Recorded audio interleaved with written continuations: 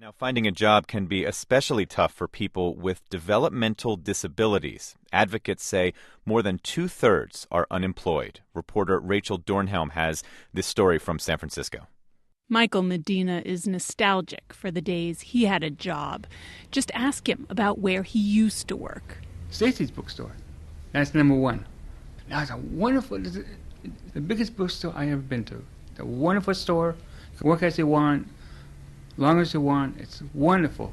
52-year-old Medina was working as a janitor. The routine was very important to him. In fact, when Stacy's cut back on all of its employees' hours 3 years ago, Medina continued to work his longer shift, despite repeated reminders not to. In my room, I keep a picture from Michael. Look at his smile.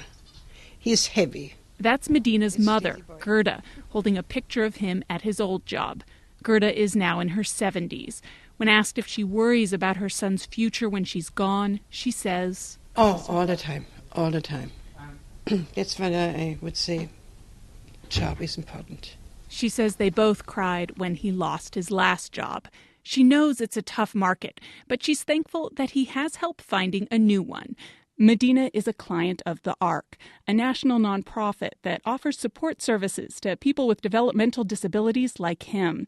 Today, his job coach from the ARC, Nina Asay, is taking him to the law firm Hanson Bridget for a job assessment. The first challenge is the elevator. 22nd floor.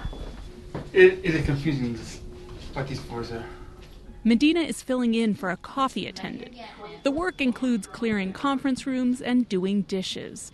Asay says this will help her figure out the ideal work environment for Medina.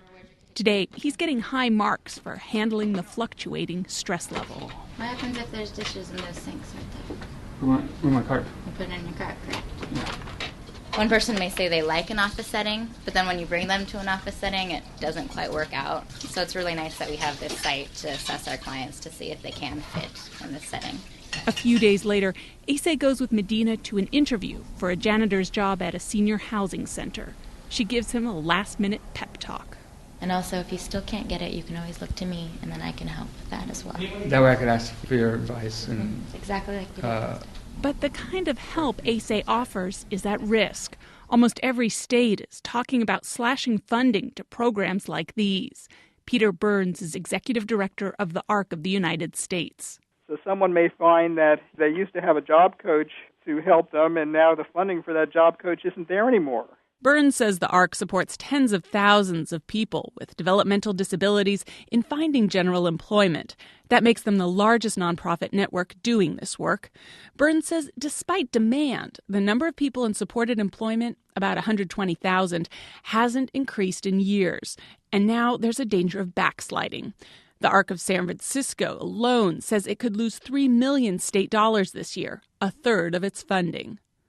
These economic challenges just come on top of the biggest obstacle to placing people in jobs, says John Kemp of the United States Business Leadership Network, negative stereotypes. Their first response of the unenlightened employer is, no way. We have too many complex issues here, too many business processes that they will never be able to understand and be able to execute. But Kemp says there are bright spots. Large national companies, including Walgreens, McDonald's, and the supermarket chain Safeway, continue to create opportunities for people with developmental disabilities.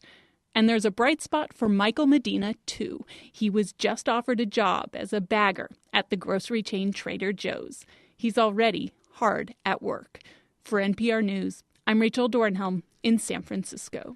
Now, to learn more about resources for helping developmentally disabled people find work, you can go to our website, npr.org.